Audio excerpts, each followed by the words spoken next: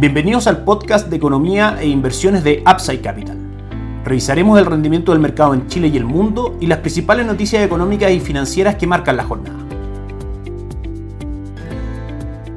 Muy buenos días, ¿cómo están ustedes? Viernes 12 de mayo de 2023, soy Ramiro Galeano, fundador de Upside Capital. Les doy la bienvenida a otra edición más de mercados en Upside Capital. Como todos los días viernes, repasaremos las principales noticias y movimientos en los mercados tanto en Chile como en el mundo. Partimos por el mercado local con el día lunes, el IPC del mes de abril para Chile, que se da a conocer y en su medición anual registra un aumento del 9.9%. Este aumento es menor a la medición anual de este indicador en el mes de marzo, que fue el 11.1%. Es decir, se consolida la caída en la inflación en Chile con crecimientos, con aumentos cada vez más decrecientes mensualmente. La variación mensual fue el 0.3%. El día martes tuvimos encuesta de operadores financieros donde se sitúan las expectativas de inflación en 12 meses más al 4%, acercándose ya a el objetivo del Banco Central, que está en un rango del 3% con una variación del 1%, es decir, un rango entre el 2 y el 4%. Y proyectando también la tasa política monetaria al 7% en 12 meses más. El día miércoles tuvimos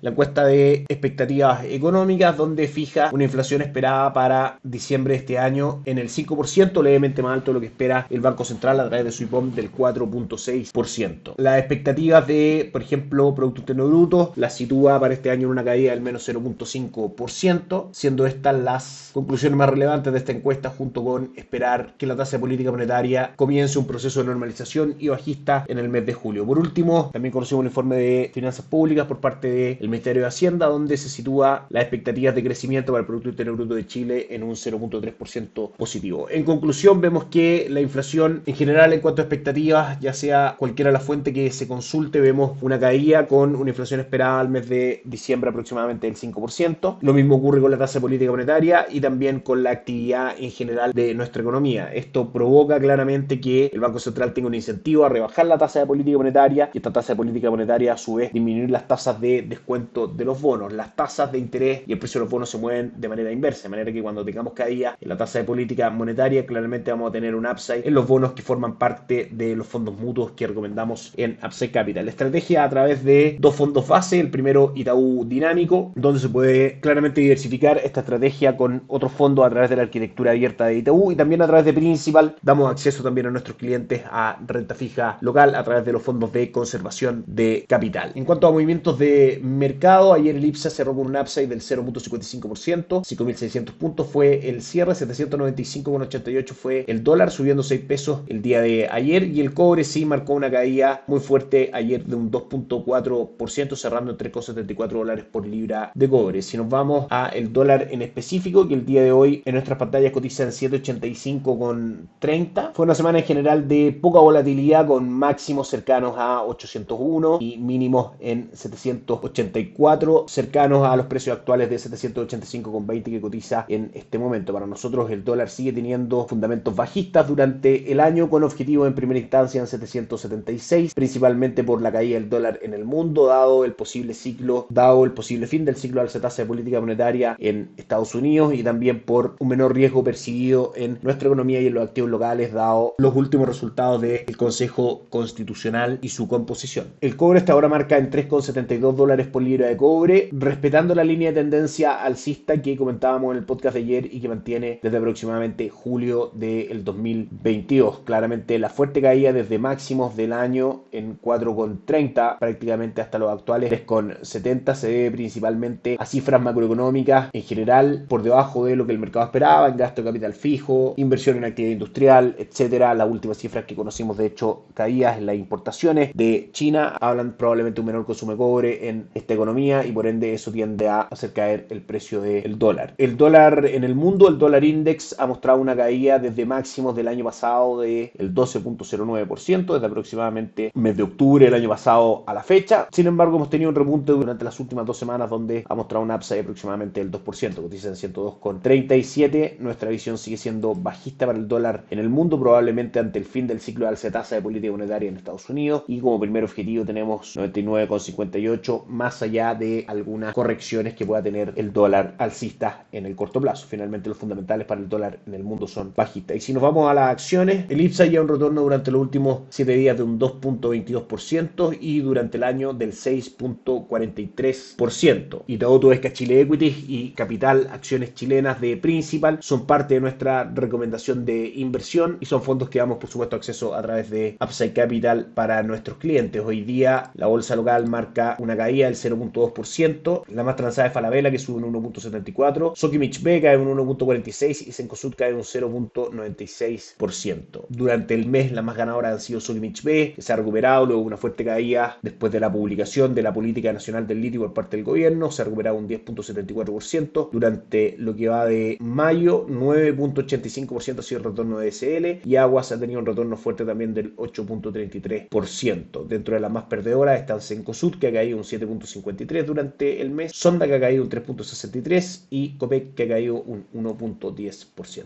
Si nos vamos a mercados norteamericanos, el índice S&P 500, el principal de la renta variable de Estados Unidos, lleva durante el año un 7.45% de retorno, con caídas durante el último mes del 0.29%. Dow Jones, el índice industrial, está levemente positivo durante el año, un 0.5%, pero con un retorno negativo durante el último mes del 1.69%. Y el Nasdaq, el índice tecnológico, lleva un excelente retorno durante este año, 17.32%, y un avance también el último mes del 1.28%.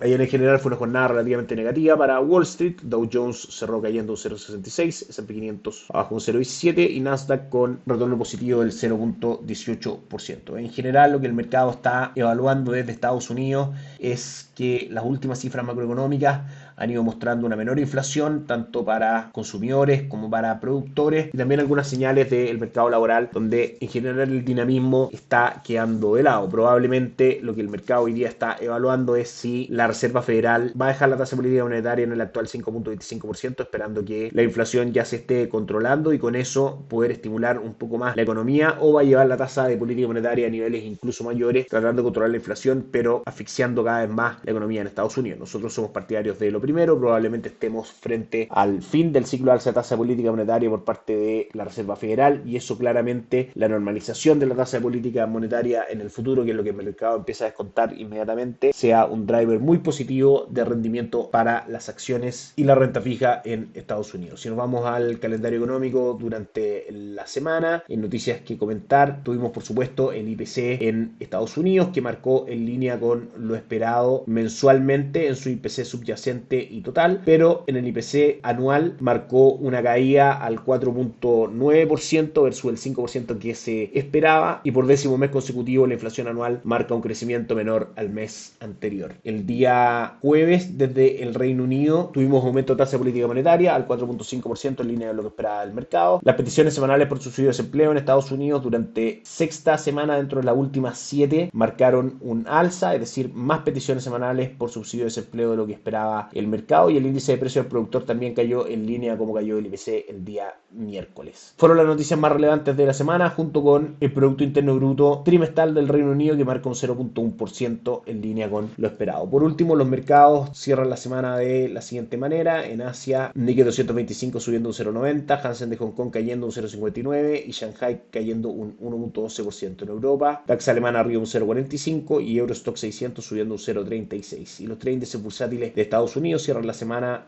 por lo menos hasta el minuto en terreno negativo, con Dow Jones cayendo un 0.2, S&P cayendo un 0.3 y Nasdaq cayendo un 0.43. Eso es todo por hoy, que tengan un excelente fin de semana, nos encontramos el día lunes. Chao, chao. Gracias por escuchar el podcast de Economía e Inversiones de Upside Capital. Te invitamos a visitar nuestro sitio web www.upsidecap.cl y contactarnos para brindarte una asesoría objetiva, sin sesgo y con una mirada global para tus inversiones.